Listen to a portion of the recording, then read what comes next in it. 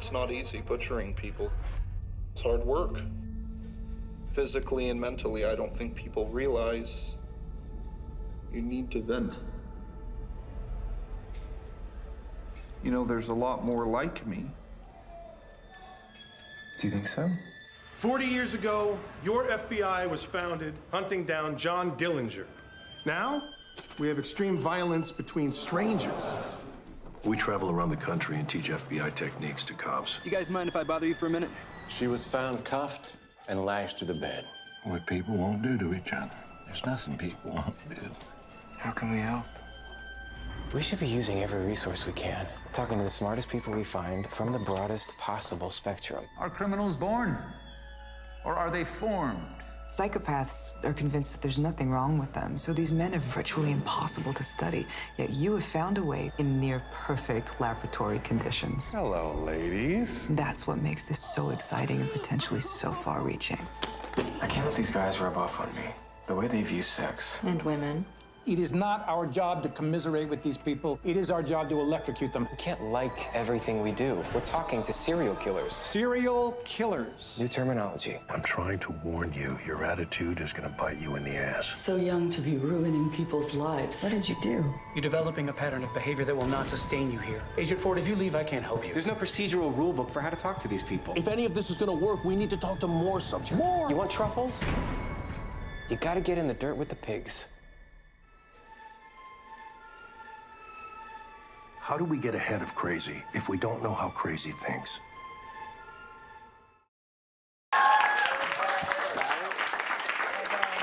My new favorite show, Mindhunter. Congratulations. Thank you so much. I love the show. I think as I exposed to you in the green room, I have a deep. That sounds so intense that you exposed to me in the green room. not myself. Something about myself. No, not myself. And that was that I have a weird, deep knowledge about serial killers, and I was very excited to see this show. Yes, exposed perhaps is like the right word for that, because you were like, I gotta tell you, I went down this Wikipedia rabbit hole at one point, and it's interesting because there is such a cultural fascination with serial killers. I did not have it before going into this, but there's My Favorite Murderer podcast and lots of books and television shows around with this kind of theme. Were you a horror movie kid growing up? Because usually that's kind of what sets it up. I was really into Scream.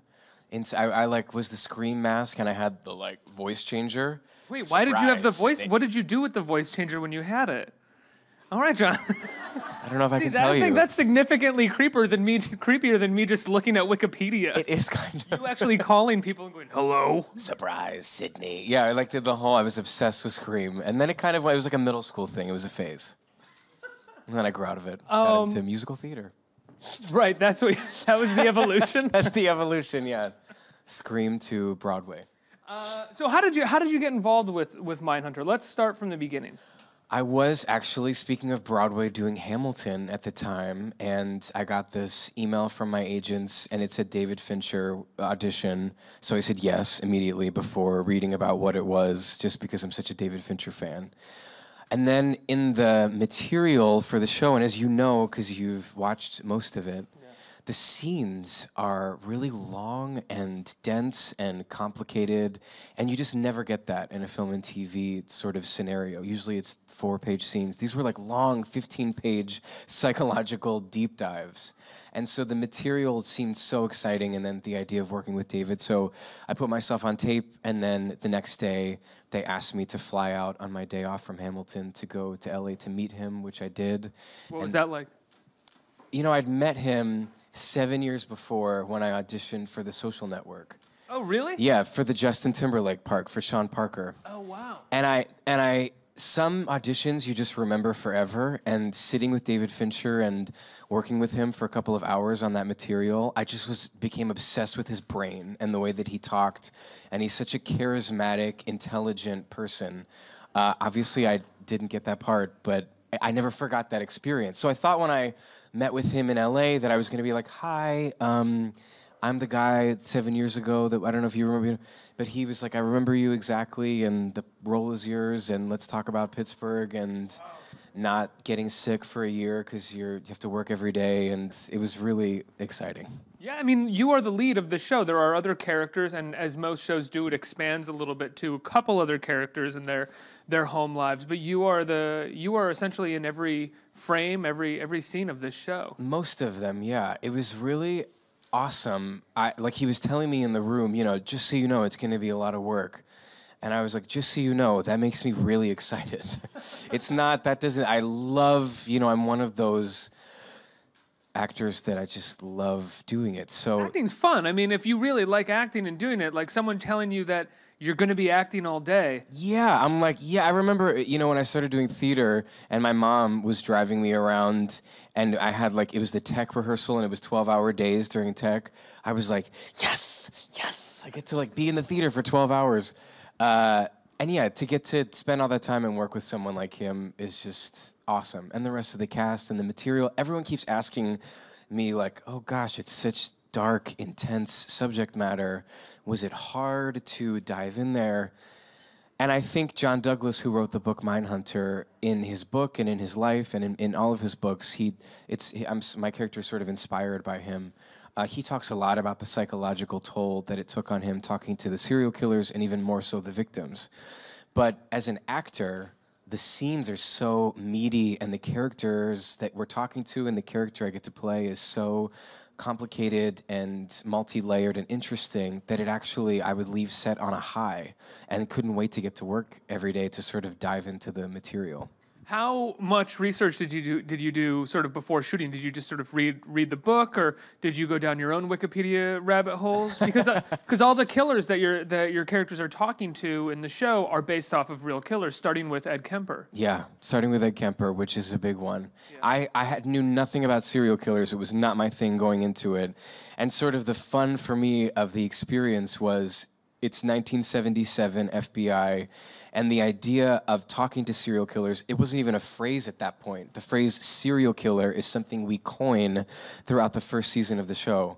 So it was fun for me because I got to do my research and learn as the character was learning, which was really fun. But I started by reading the book Mindhunter by John, and then learning about each killer kind of as we went along. It was so interesting. And because we sit with them and spend so much time with them, I ended up learning so many details, I didn't have to do the Wikipedia deep dive. It's sort of like the perfect TV show if you would want to do the Wikipedia deep dive, but you can just kind of watch Mindhunter instead because we really get into the nitty-gritty of the details of each killer. And then Anna Torv's character, Dr. Wendy Carr. Great. I don't think I'd seen her before, or maybe I haven't, I didn't know. She was in the show Fringe, if you ever saw that show.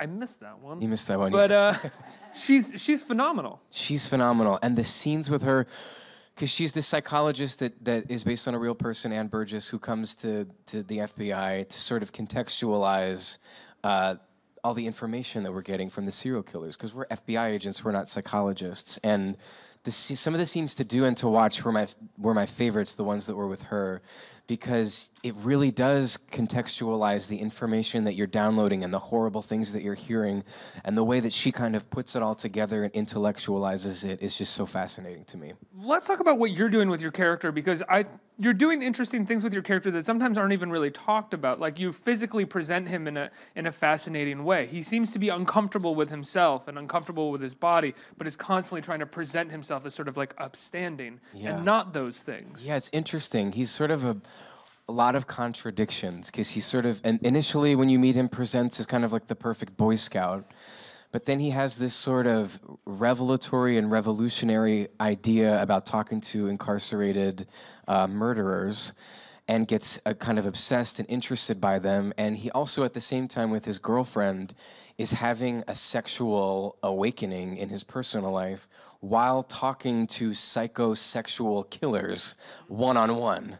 And so it's a very complex, complicated mixed bag, and it was one of the things that drew me to the character initially, was how he starts in season 1 and how he ends in season 1. There's a big sort of like subtle and yet giant kind of evolution of his character. Did researching serial killers or reading the book and learning about sort of psychopathy or psychopathologies, if you will, affect you in any way? Not in any, like, I did turn on the location settings on my iPhone when I would go running in the morning by the river in Pittsburgh, just thinking like, wow, someone could really just like come by in a van and jump me, which, you know, could be good or bad. And I also called my brother, who has a house sort of like in in farmland in rural Pennsylvania, and I was like, maybe you should get floodlights, just like security lights, just to, just in case someone could. So little like things like that. And my family started reading the book Mindhunter once I started, and my aunt has had a daughter in college, and she was like, just like reading her the riot act about, because it's a lot of the victims are these co-eds. Ed Kemper is called the co-ed killer because he went after these young girls. So yeah, there's a lot of cautionary tales throughout the book. Is Bundy post when your show starts, or is he pre when your show? Has he already been caught? I don't remember because he became the real co-ed killer afterwards. Ted Bundy.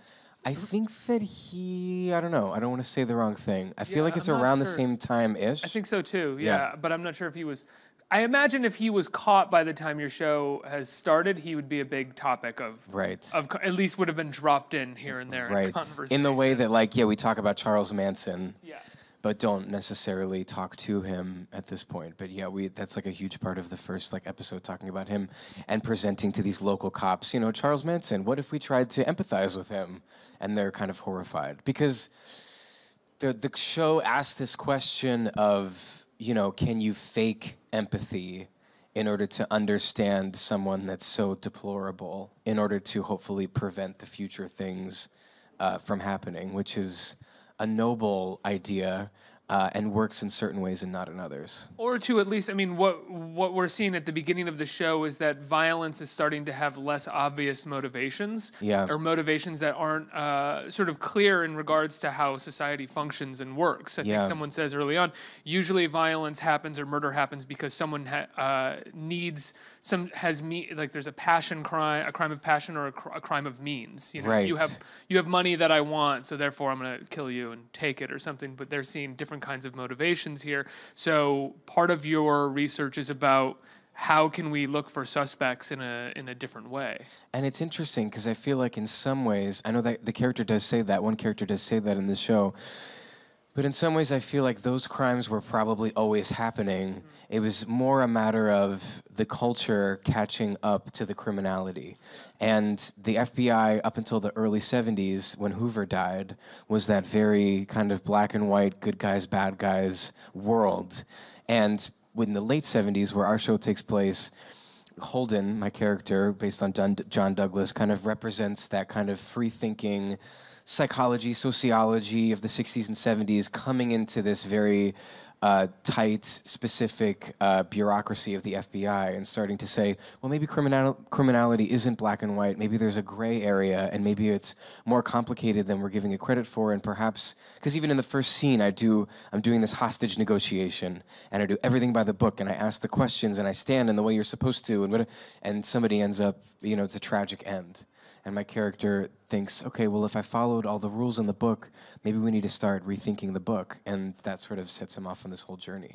Oh, and one of the things that I love about the show, though, is what you're talking about, bringing these evolutions that happened in the 60s and 70s into the FBI, is also talking about how these sort of breaking down of these puritanical walls in the 60s and 70s inadvertently, the rightful breaking down of these walls also inadvertently affected the psyche of a lot of in particular men in the United States, because their idea of what they're entitled to became shifted and changed. That's such a good point. And even still kind of dealing with the entitlement of on a daily basis, I'm sure in so many ways, in ways that we as white men can't even fully comprehend. But also too, it's the crimes were a product of their time as well, in that you don't get hitchhikers. With cell phones sort of changed everything. And that the 70s was a time where people got around by hitchhiking. And there was news, but it wasn't Twitter and the immediacy that we have now, so it was easier for things to slip through the cracks. How did I'm sure you weren't a part of the casting, but the casting of these these killers essentially. Like, where did these guys? I mean, I've never seen these guys on film before, and they're amazing. They're incredible. Yeah, all of them. All of the. I don't want to spoil for people who haven't seen the other serial killers that come. But Ed Kemper, who's in the trailer, that guy Cameron Britton is so amazing, and I remember the first time, he submitted a tape. Lorraine Mayfield, who's the casting director, found him, and I remember sitting down with him because I'd done the scene, read the scene a bunch of times for auditions and just in the script, and then he walked in the door and sat down, and we started doing the scene, and I was like, oh my God. I had a chill go down my neck when he started reading. He's just so dynamic and horrifying and believable, and the whole conceit that David said to us in the beginning was he wanted to do away with this romanticized idea of a serial killer, that they were some sort of comic book villain, mustache twisting, red wine drinking, evil genius. Yeah, exactly. There's this notion about serial killers that they have super high IQs and that they're brilliant, and they, the sort of Anthony Hopkins version of serial killers. And he wanted to kind of demystify that and show them as the sad, messed up human beings that they actually are. And in some ways, I think it makes it more horrifying because you have someone like Cameron playing this part who seems like this kind of strange, normal dude, and then he starts talking about what he's done, and so quickly it comes into focus the horrific person that he actually is. And one of the great dialogues of this season is, I think, in the 5th or 6th episode, when you and your partner and the psychiatrist that's working with you are talking about a serial killer who also liked to cross-dress. Yeah. What that means and what that doesn't mean. It seems like an incredibly important point for the show to get across in that episode. Totally. It's so complicated because it's late 70s, so like, turning back time and such, even though it wasn't that long ago. And the idea of, because you cross-dress does not mean that you are a serial killer. And and she's kind of the brilliant, forward-thinking, she's sort of a modern thinker now, but in the late 70s, Dr. Wendy Carr is so advanced in the way she's revolutionary in her own field for thinking that. Exactly. Not even just the FBI. Exactly. That's what I think is so amazing, too, about that character, that she's bringing that modern perspective. Also, the fact that we're dealing with all of these men that are killing and abusing women as being studied by these two male FBI, it's kind of intense. So for the show to bring in this incredibly intelligent female character and have that female perspective, I think is a really important element of the show, that this woman comes in, this psychiatrist, and sort of encourages them and says, no, what this work that you're doing is amazing, and this deep dive into the motivations of these people is actually really important. Yeah, and it's also important that she comes in because she can kind of talk about the male gaze a little bit and what it's like to be looked upon by not just men of this nature, but men of any nature. Completely. And Anna Torv just nails it. She's so amazing, and she really it's hard because her character is the psychiatrist who has all of this, jargon basically, and something about the way that she does it, I think, is just she's so interesting and makes you lean forward and magnetic and endlessly fascinating. Her character, I think, works on so many levels. One of the things that I love about the show, and I felt it, I think, from the 1st or 2nd episode, is that it is in many ways a series based off of that one scene in Zodiac that is one of the great scenes of any movie, where they sit down with the guy that they think might be the Zodiac killer, and he basically plays with them and kind of does like a OJ-ish, if I did do it, it would have been like this. Exactly. And this show seems to be very much influenced off of the idea of let's just do a show of scenes like that, because that scene is so compelling. Yeah, when David was pitching the idea to all of us, and when we would rehearse and new actors would come in, one of the things that he would always say is, this whole show is people in rooms talking. And about fucked up stuff, but just right. people in rooms talking. Yeah, but essentially, there's no gore, there's no action. It's a very cerebral, intellectual experience. He also said this. He wanted it to be more like reading a novel than watching a television show, and because of the cerebral nature of it, you really have to find ways to make those scenes engaging, because it's kind of all you've got. And so the writing has to be on fire, and as actors, you really have to know what you're doing. But it really is such a it's such a gift to, I think, the audience, but as well as the actors, to just kind of sit with an idea and not worry about, flashy, there's so much TV on right now, whether it's Netflix or the network stuff or HBO or whatever, and you think like, we got to keep hitting them with stuff, we got to keep flashing stuff so people stay interested. And David's sort of take on this was, I think, talking about something that's incredibly complex is just as interesting and will make people lean in. And it's a risk that he took, and so far it's been paying off. Well, it's not flashy, but I mean, when some of the stuff that they are talking about, it's impossible to not lean in and be shocked. I mean, the Ed Kemper conversations alone are so graphic and bleak. Yes, yeah, you kind of don't need to add anything. And yeah, exactly. The subject matter is that's the thing. It's like you can have people in rooms talking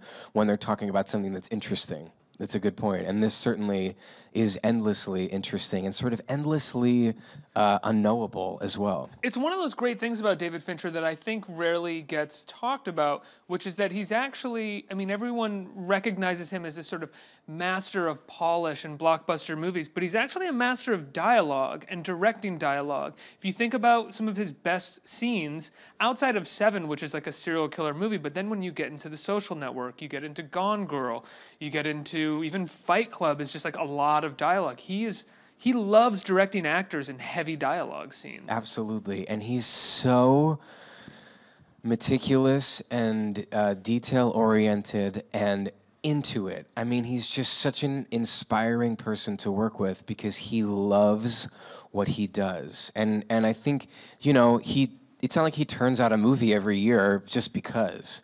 He really picks projects that I think speak to his curiosity, and he gets fascinated, and it inspires us all to sort of take that journey with him. He can also, I think, he would, I'm sure, disagree with me saying this, but I think he can do everybody's job better than everybody.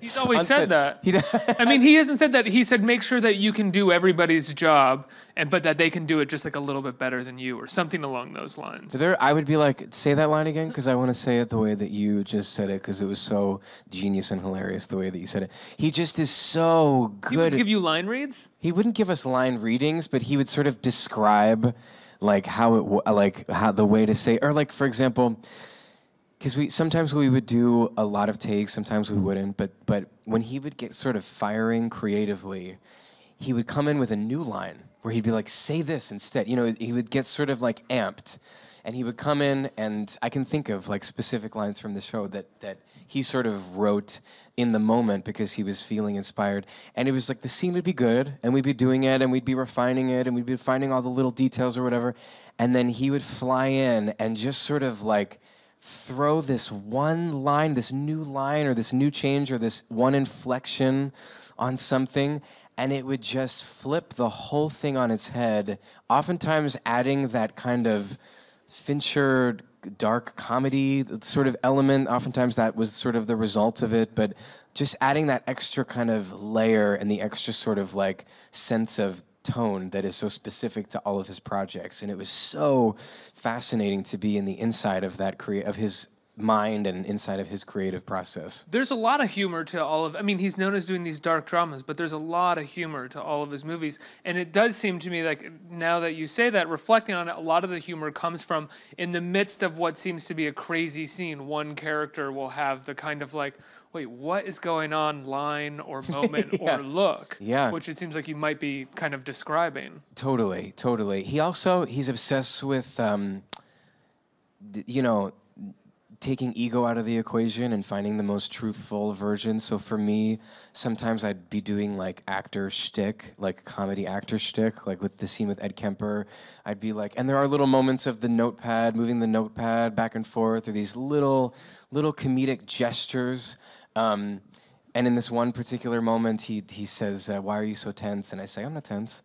And I was doing all this sort of stuff, and he was like, what if you just felt so tense and just did nothing and just said, I'm not tense? And it was sort of the most real version of that it was funny, but it was also realistic, and he's just so brilliant at kind of chiseling the chiseling the sculpture away from the stone in such a precise and truthful way. Did you ever have to do a ridiculous amount of takes with him? It's like the folklore about... It is the folklore. I feel like it's such a bummer that that is like, he gets like a bad rap for that, because we did sometimes do like multiple takes, but we always knew why we were doing it. It isn't like he's this mad genius like petting a cat and he's like, do it again, do it again, do it again. It's not like that. He would be... See what I'm making them do? Do it again. Yeah, exactly. Let's torture Jonathan today. It was never like that. It was, it was wanting to get it right, using the time that he has this theory that he says where we all spend so much time and so much money preparing for this moment. Why are we trying to get it really fast and leave? Let's sit in it and try and get as much as we possibly can out of the day and not worry about what time we're leaving. And we never did crazy hours, but he was like, let's worry about making this as good as it can possibly be. Visually and writing and acting and camera, he wants everything to be firing on all cylinders. So every time we would do another take, if we were doing multiple takes, you always knew exactly why. It wasn't this like insane, mysterious torture thing. I feel like I have to go to questions, but before I do, I do feel like we've done a disservice by not mentioning your co-star in the show, who's fantastic. Oh my gosh, Holt McCallany, he's amazing, plays Bill Tench. He's just absolutely phenomenal. And you never know, like when you're signing on for a TV show, especially because you have to sign on for multiple years, what the chemistry is going to be like or whatever. And we just got along immediately. He's so insanely talented and so great. And we ended up having the best time working together, and we sort of had our own like personal bromance that kind of bled into the show as well, because we shot the episodes out of order, and we did the first 2 episodes and then the end, and so when we were jumping back to the beginning, they amped up. The first 2 episodes in the end because Fincher directed those. Yeah, right? It was like we did 1, 2, 7, 8, 9, 10, 3, 4, 5, 6, wow. And so. Because of weather, actually. Because the 3rd, 4th, 5th, and 6th take place during the fall, winter. So we started shooting, anyway. Got it. So boring. And I heard about seasons. Yeah. Let's talk about the seasons of the year. But yeah, Holt and I just kind of fell in love with each other. And I admire him so much and just loved working with him every day. He's incredible. Yeah, and I love that the both of you have these storylines happening in your private lives that are in some way subtly mirroring what could be what you're talking about with these guys. Like he could have this fear over his child or who his child is becoming, whether his child exhibits psychopathologies or if his child is mentally disabled, he's unsure, and your character is dealing with his own sort of sexual issues that are stemming from like all the sexual hatred that he's learning about, Totally. It's very cool storylines. And David has this amazing way, I think, through the course of the show of sort of shifting perspectives. Yes, like Holden is in most of the scenes, but there, it's sort of like young cop, older cop, sort of like green, experienced, but the different mistakes both of those people would make in a scenario like exactly. This. And there are moments when you're like, yes, Holden, what a great idea to do, and Bill kind of like joins him, whatever. And then there are moments when Holden becomes insufferable and you're sort of relating to Bill. You're like, oh God, this poor man that has to work with this like young upstart. So convinced he's right all the time. Who's so exactly. And David has such an amazing way of just like slightly shifting it back and forth and making it incredibly complicated and human and not like just archetypes. Yeah. All right, your turn. Questions. Who's got a question? Right here. I have a question. First of all, it's nice to meet you. Nice to meet you. What's your name? Nice to be here. I'm Amanda. Hi, Amanda. And I'm a huge fan of serial killers, actually. Amazing. And I'm just wondering. Good on you for just saying that out loud. That's really great. Love this is like an AA meeting. My name's Amanda, and I'm a huge fan of serial killers. Yes, and I actually am one. No, I'm just kidding. Whoa, was right.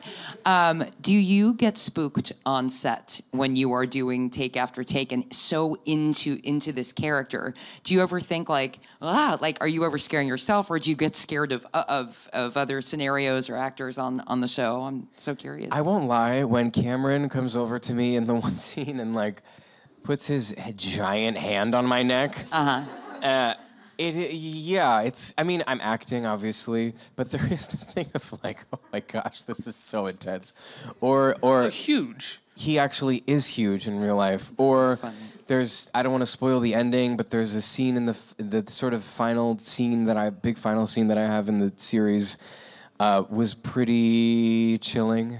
You're acting, so it's like obviously fake. But sort of like when you watch a scary movie and you know it's a movie, but it's scary anyway. I'm like, I know that craft service and Gigi, the makeup artist, are like on the other side of that couch, ready to she's ready to give me a touch up, and yet I'm scared. So yes, a little bit. Wait, I have a question for you. Have you seen the show? No. Okay, never mind. Guess who's tuning in tonight? Okay, I wanted to know if she could call who the cold open killer was. The killer of the cold open. People have seen it. Because if you're a fan of serial killers, I was able to call it. On the second episode, right? You were like, second episode. I know who that is. But I was also able to call it because after the cold open, during the sort of intro to the show, every sort of cut-in image, the quick cuts were all... Yeah. So that was kind of why I was like, I think that's what they're doing here. People who were bound. Yes. Next question. That's me. Hi, Jonathan. I just Hi. want to say I'm a huge fan. Oh, but thanks. mine's more of a general question. I Okay. know you've basically done everything from Broadway to TV to film. I was just wondering if you have like a medium that you prefer over another. Like, do you have a favorite? Or are they just all so different? Theater is always like the nearest and dearest, like Valerie Cherish would say. Theater. Good reference. Thank you. Nearest, it's my roots. I feel it is though, but I love theater. I see theater all the time. I love in theater that you get to tell the story from beginning to end within the context of a couple of hours. But at this point in my life, I love getting to jump around into different worlds and work with different people from different worlds. And it's kind of like going to the gym and working different muscles. I feel like each complements the other. And my dream is to just keep sort of jumping from place to place and not necessarily landing in one spot. Do you find when you are just coming from the theater and you're getting in front of a television camera or a movie camera that you have to tone it down, or you have to sort of find that other muscle? Kind of, yeah. It's the camera work is so much more intimate. And oftentimes, if you're...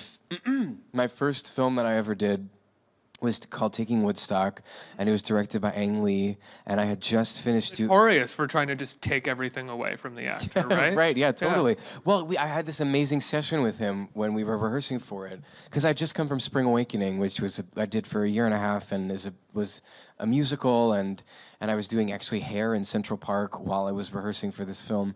And we were in the room, I was in the room with Ang, and we were sort of reading through the scenes, he and I, just one-on-one. And he was like, in film, if you don't have to project to the last row. If you're feeling it, we're seeing it. You don't have to share anything with us. You can just make sure, like, just whether or not you're feeling it. If you're feeling it, I'm seeing it. So don't worry about projecting it, which was a huge lesson that he gave me, which weirdly I used in Hamilton, because the role of the king in Hamilton, the costume was so over the top, and the song that I sang was so genius and amazing that it, to me, was a study in economy, that you actually didn't have to do anything in order to get laughs and an effect from that part. So that's just an example of how, like, the worlds end up complementing each other, I think, if you get to spend enough time in both of them. Well, that's also what they say a lot of times in both theater and, I think, film, which is that if the writing's good, your performance can be very minimal and the writing will carry it. And it's actually your job to show the writing off, not to show off yourself. Exactly. And David Fincher is actually really in touch with ego and people's ego, including me, where he'd be like, Groff, if you're laughing at it, then it's not funny. Like, if you're laughing at yourself while you're doing it, it's not funny. You have to take your ego out of the equation. He was really good at sort of like stripping everybody of that and just getting really focused in on the storytelling. I think we have time for one more question. Okay. Who, right here? I'm a psychologist, so I haven't seen the series, to be candid, but it looks very interesting. You're a serial killer? Thank God. No comment. But the question is more of a general question. Which is your favorite project, since you've done so many things? The first time I saw you was in Spring Awakenings a number of years ago, and that show led to a lot of stars, obviously, as did Glee. But which was your most favorite project? Oh God, that's so hard. That's like Sophie's Choice. I can No, it's not. I know, it's really not Sophie's Choice. It's like, pick one of your acting jobs. You're not picking a child. I'm going to pick one. I'm going to pick one and ask me again tomorrow because I'm sure my I'm not going to say Mindhunter because that seems easy, although this is like such an it's like really amazing. I'm going to, but we've talked about it enough already, right? So I'm going to pick Looking, which is a show I did on HBO that was about a group of gay friends living in San Francisco. Andrew Haigh was the director of the show. Michael Lanning created it. And it was my dream to work with Andrew, similarly in that it was my dream to work with David. And it's like one thing to come out of the closet as an actor and say that you're gay. And then it's another to be gay on TV and talk about the lifestyle and the experiences and the personal experiences that you have. So the writer's room was gay, the director was gay, in the second season our DP was gay, the costume designer is gay. It was a lot of us sort of like really expressing ourselves in a very kind of vulnerable, it makes you like hot, like it makes you kind of sweaty kind of way. And it just taught me so much about a million things, both professionally and personally, but a lot about like identity. It helped me sort of figure out who I am or be comfortable with not knowing who I am. And the project was so filled with so much love and compassion amongst our group that were working on it, and so it was just a very personal experience. So I picked that today. A really wonderful, underrated, undervalued show, I think, when it was on. Like, just an incredible show. Andrew Haigh is just one of the best storytellers I think that we have around. He's amazing. And he's amazing. We did a London BFI Film Festival screening of Mindhunter, and Andrew lives in London, and he came to watch it, and I was like, oh, two of my favorite directors are in the same room, David Fincher and Andrew Haigh. It's so exciting.